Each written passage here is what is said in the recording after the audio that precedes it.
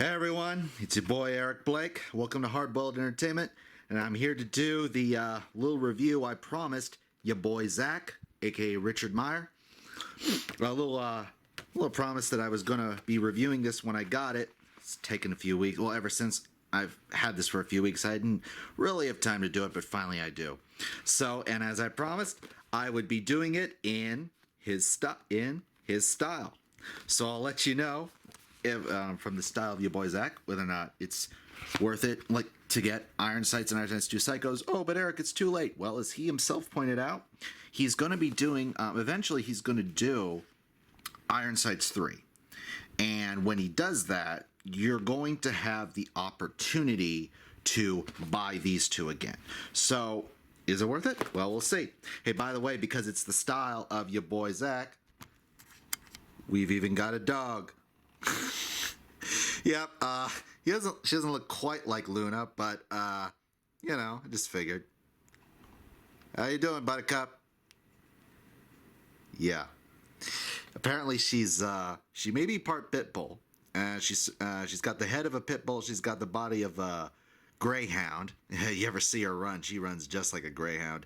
And she's got the fur color of a beagle. And apparently when she was very, very little, we got her from the pound or whatever, and they swore she was a beagle. Turns out she wasn't. But there you go.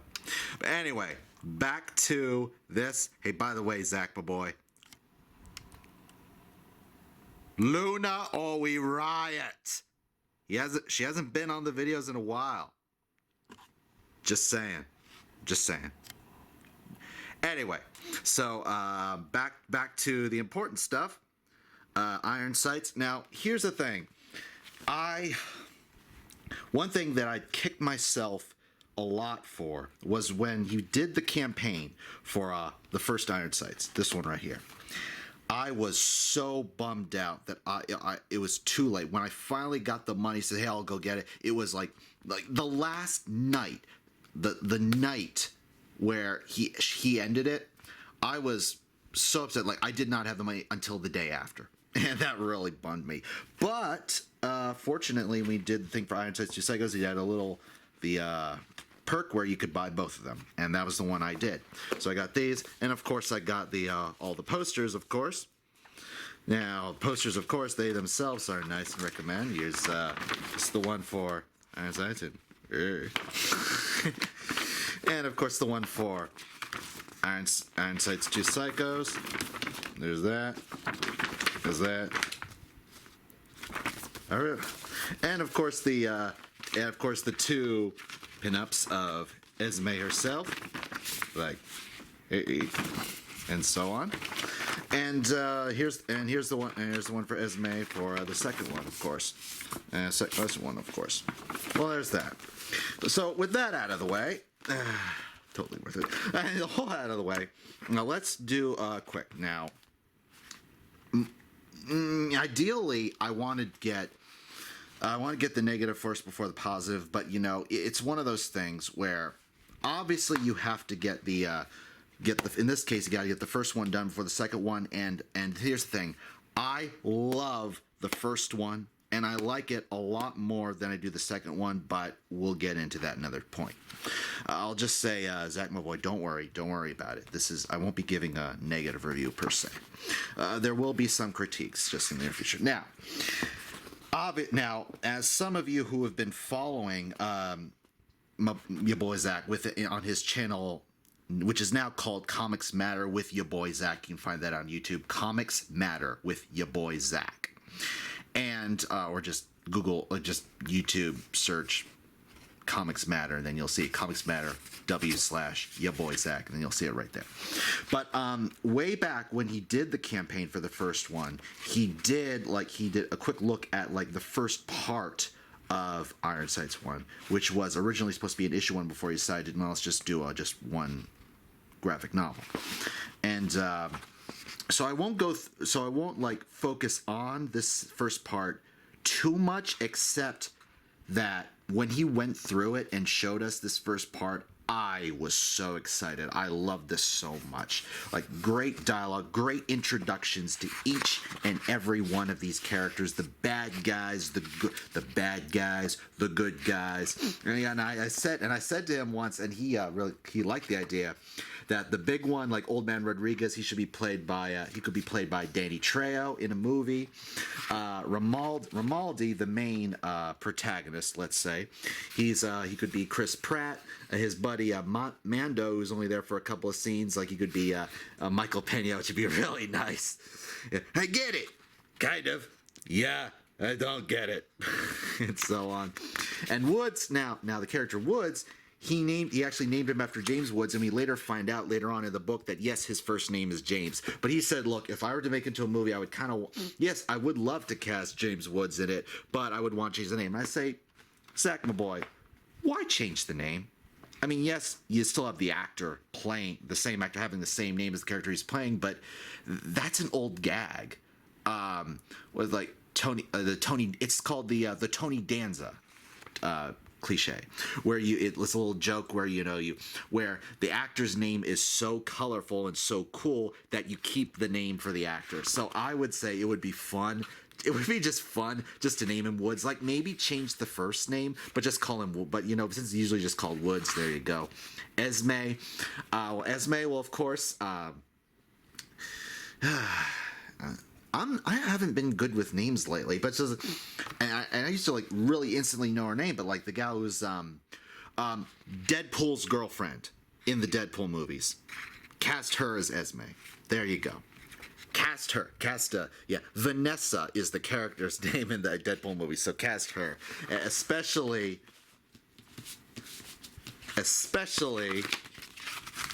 when she looks like this. Just me. Yeah, absolutely. Looks just like Deadpool's girlfriend in those ones.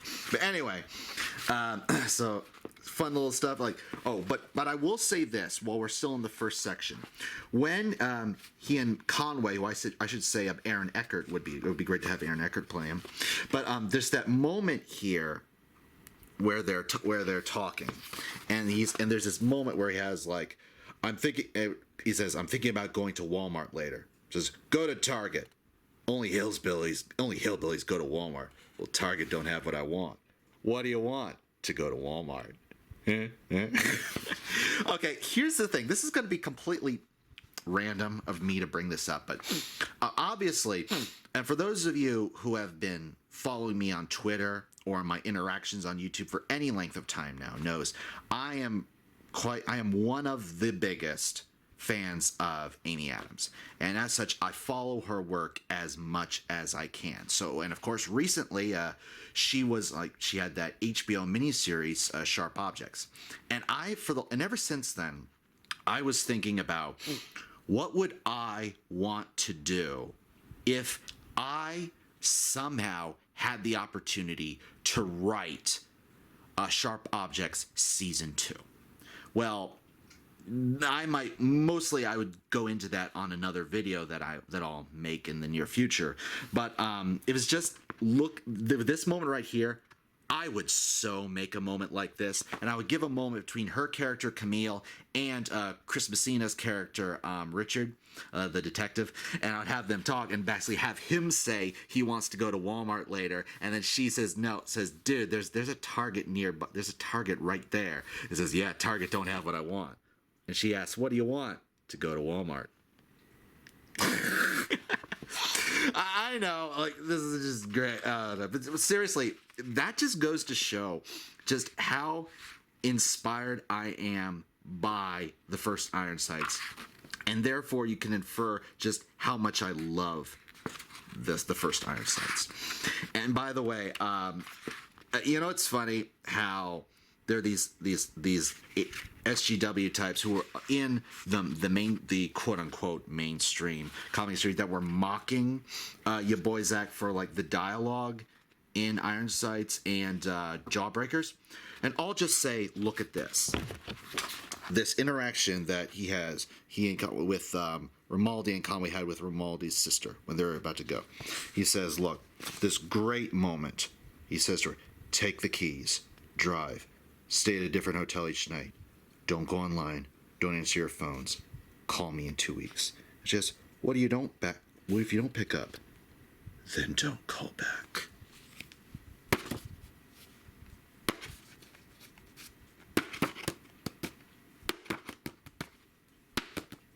This is good dialogue. When I finally got this book and I read this part, like, this is great. I mean, it's pithy and it's powerful. It's like it's a brother and like saying goodbye, and they're saying goodbye. And if you know how it ends, of course, you know, with it's like they're never going to meet each other again. But this is an appropriate. If this is the last time we ever meet, that we see each other, sister, goodbye. It's a powerful having to say, we may have to say goodbye right now. And I hate to do it, but that's how it's going to be. Anyway, now, so as we go on, I want to scroll like to avoid the copyright gods and all that. Skipping in there, the copyright gods. Oh, by the way, this guy that of course turns out to be Woods' dad. Yeah, it looks a bit older. Again, while we're on the subject of casting, it would be awesome to have Clint Eastwood as him. And then just have Clint Eastwood and James Woods just bickering at each other. Like, I'm 25 years older than you are. How come we look the same age? And then James Woods like, it's the miles. They all add up. Oh, this is just so great. Oh, of course. Now, I will say this one thing about this guy right here, this dude, this big-time killer that used to work. Now, as Ya Boi Zack has said, like, the story behind this guy is he used to serve as a Marine alongside Woods. But Woods, like, apparently cut his tongue out because the guy did... He completely like ruined everything, destroyed everything. So now, and that's a great backstory. But the interesting thing is that backstory is never really mentioned. I mean, the only reference to it is just right here is like the dirt I give him, like he'll never get out and you'll never get him. So like the idea is he is out for revenge in some way, but in the book we never know why. There's no reference to this backstory, so this begs for the question, why do it? But again, now, I get such a kick out of like how there's like the lyrics of the songs that are being played in the scene, like through a jukebox or whatever, and you hear it seen the same bike. Like, I just want to know. Yeah, I'd imagine it's pretty easy to get the rights to do that, assuming you need rights to do it if it's just background. And the emphasis is that it's background. I mean, like, early on, because here's like there's that hard rock music playing in the background, and it's blurred, so like you don't see all the lyrics, but you get an idea what it is. So if that's true, for those of you who don't know, of course, of one of the many projects that I'm doing for ComicsGate, one of them, Alamo Nights. I have like with me like my writing partner Santiago Del Rio. Alamo Nights is more his baby, whereas Luminar, the one that I'm doing first, is more my baby. But with Alamo Nights, like I gave him like, this would be the perfect opening scene, and it would involve like a certain song, and I would at a jukebox at a certain bar in a saloon or whatever, and I would have it playing, and I would have it playing in the background, and I would want the lyrics rather like this. And the question is, okay, well, how hard is it to get the rights to do that? And I would like to ask Zach, my boy, if you happen to be watching this, I would love the info. Like, if you do it like in a video of yours soon, like, please do. But anyway, aside from the weirdness, okay, like, if you're not going to give that backstory in the book, why make it such a big deal? Like, why talk about it? Well, yeah, it's nice to talk about that backstory to us, the would-be readers, but it's not in the book. You don't read it in the book itself. But aside from that, it's very well paced. I think he's Zach, like he was like kind of critiquing the darn thing, and really this is an example of him being his own worst critic, because really this is very, very good. it's very enjoyable. Everything about the first Iron Sights, like very well paced, great dialogue, and this is important. Keep this in mind. There's enough characters in here, but there aren't too many prominent. There's not an excessive amount of characters in here. And we'll get into that later. I think you may know where I'm getting at. Oh, by the way, here's the more a little bit. But as he said, he was able to keep it out of certain areas and have it in other areas. So almost so that it looks like a stylistic choice to have it in there. So kudos to him. And Esme, of course, there becomes like a great interaction between Esme and Romaldi, and it's like some great setup. And I felt like it would be like some great setup for the second book. Now, sadly, now this is where we get into Ironside's Two Psychos. Now, here's the thing. If you notice, you pay attention to this, Ironside's Two Psychos is actually shorter than the first Ironsides. See right here? Right here. Yeah, it is. And the thing is, Ironside's Two Psychos has, or at least it comes across that it has a lot more more central characters than the first book does. And I gotta say, Zack boy, that's the issue. That is one of the main issues here. There are so many prominent characters, and each of these, a whole bunch of different groups of characters that have a storyline centered around them. Like you have these two, there are these two bloggers. Let's see if I can find, there's these two bloggers that are like in Mexico trying to report on the crime lords and the gangs and all that, and it really follows them for a while. And then there's Romaldi, of course. Romaldi having to deal with Esme doesn't really have much confidence in him anymore, because he seriously botched up what he does at the very beginning. Seriously botches it up, and she's getting frustrated with him and all that. And of course, there's a story of this fellow right here. Let's see, Romaldi, one of his enforcers, and this fellow, School of Infantry. Is it Harm? Let's see, Problem Sergeant. And so these characters here, Harm, and his guy, like the Gentle Giant, Melchizedek, Mel. Their interactions too, they have their own story. And Romaldi finally encounters them. And Romaldi has a past with Harm in the military, in the war. And so there's an idea that, hey, you know what, maybe I could bring them in. But sadly, and Romaldi, it seems like, and eventually it seems like they're going to team up when they go against this other enforcer of Esme's that has gone insane. And and of course, what happens? Spoiler alert! Spoiler!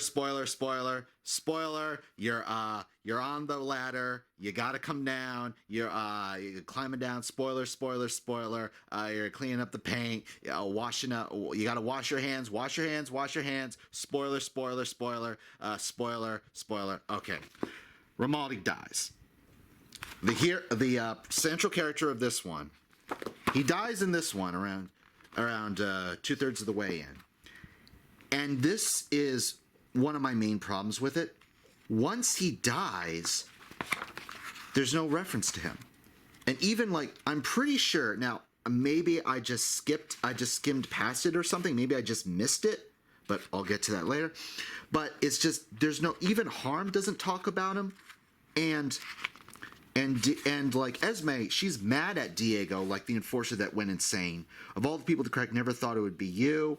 And she's upset, and of course later on she has her revenge and all is blah blah blah. Yeah, spoiler.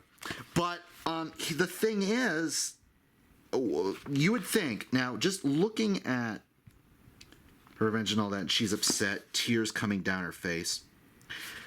Is she mad that he killed Romaldi? Well, or not. Or is she just mad that he rebelled and basically destroyed her entire operation, basically? Arguably did. She's given up. Now, basically, but there's no direct reference to Romaldi after he gets shot. I mean, it's like once he gets gunned down, he's out of the story.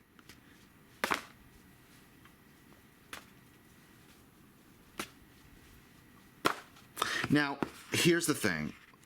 Like I said, I feel like the main problem with Ironside's Two Psychos is that there are so many subplots in this one following different characters, and there's a lot more of that than there was in the first Ironsides, which is longer than the second one. And as a result, Ironsides 1 is much easier to ride along with. It is much easier to comprehend. This one, there's so much crammed in here. Now, I will say this. I do give Richard C. Meyer, Ya Boi Zack, I give him a lot of credit for being so gutsy and to be so, let's say, experimental. And yeah, he's throwing all this stuff in, and there's such a mega fast pace here. Now, you kind of have, the issue is, because like this is so short, so much shorter than this one, you have to have your eyes glued to the effective screen in order to understand what's going on. And that's the issue. And because there are so many subplots, Zack and Boy, this book should have been longer. If you're going to have all of these subplots in this book, it should have been longer. Because the fact that it isn't, the fact that it's so short, relatively short, speaking as compared to the first one, because it is so much shorter, some of these subplots don't get their due. Especially Romaldi's, which is the saddest fact, because Romaldi, of course, was a central character in Ironsides, and because of that, we like him. We follow him. It is not so much we like because we don't want him to die. I mean, if he's going to die, he's going to die. But the fact that there's no reference to him after he dies, at least not that I could see, again, you have to have your eyes glued to the screen in order to get everything that's going on. The fact that it didn't seem to me like there was any reference to him at all after he dies, it's like, well, what happened is just shelved in favor, the emotional impact of what happened is shelved in favor of everything else. And this is one of those things where, like, and this is just me, like, and I get some people like, the more compressed the better. The people, they don't, well, you don't talk about decompression. Well, I'm not talking about decompression. I'm just talking about a story with this many subplots needs to be a bit longer, and that's the thing. Now, anyway, so Eric, is Ironsides Two Psychos, is it a rip or a recommend? This is a recommend. Here's the thing. Like I was saying, there's enough good stuff in here to kind of like overtake the issues that I have with it. And like I said, it's very, dare I say, ballsy. It is balls to the wall. And Harm and Mel together is just such a great interaction. Now, again, if there was references to Romaldi after Romaldi dies, like maybe Hal, maybe like Harm like explains to Hal, like gives a quick little reference to Hal about what happened. Like I knew him in the wars and all that good stuff. If he had mentioned, if there had been little things like that, things would have flowed a whole lot better. But it seems like just as it is, just a whole bunch of stories put in. If it had been longer and all these stories would have given more time to breathe, it would have been as good as this, and arguably better because of how gutsy it is. But because it's shorter, so many of these subplots kind of get short shift. So, but that's the thing. Again, I really like this stuff. This as far as I'm concerned, this is an instant classic. So that's that. And I am looking forward to Iron Sights 3. So I'll be doing more of this in the future. All right, thanks for watching. Subscribe. Make sure you're still subscribed. Hit the bell for notifications. And by all means, look at Richard C. Meyer's his stuff on Indiegogo. Check it out. Thanks everyone giving to his Indiegogo and his to the GoFundMe. You're funding some original content and an original lawsuit that he needs to defend himself and all that. So anyway, I fully intend to be doing more of this more of these reviews in the near future. I fully intend, like up soon. My copy of Micah Curtis's Inglewood is going to be coming in for me, and I'm going to review that. So I hope you enjoyed this review, and I'll certainly be giving more in the near future. Now, since it won't be in the style of Ya Boi, it won't be one of Ya Boi Zack. This is one of Micah Curtis's. I won't be doing it in the style of Ya Boi Zack necessarily, but I'll be doing that. I'll be doing it real soon in the near future. Thanks. Bye.